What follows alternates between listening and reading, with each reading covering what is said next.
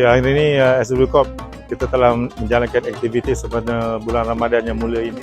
Yang pertama, kita dah menziarahi anak kepada rakan kita yang mengidap penyakit kanser mata, dan alhamdulillah dalam keadaan terkawal, dan kami mendoakan, termasuk Datuk Bandar mendoakan adik ini sembuh seberapa segera yang mungkin.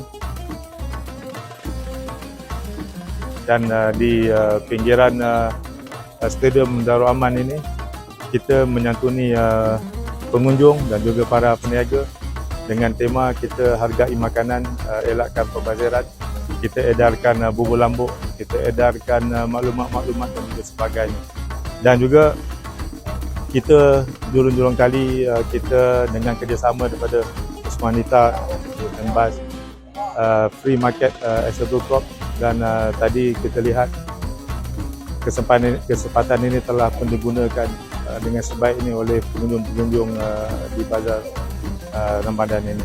Dan kami percaya hubungan antara SW Corp dengan rakan-rakan strategik SW Corp, Embas, Idaman dan juga dan MC sebagainya.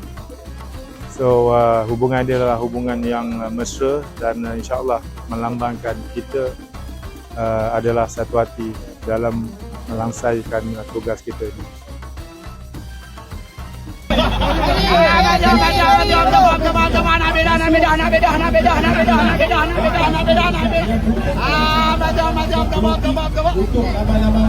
Terima kasih.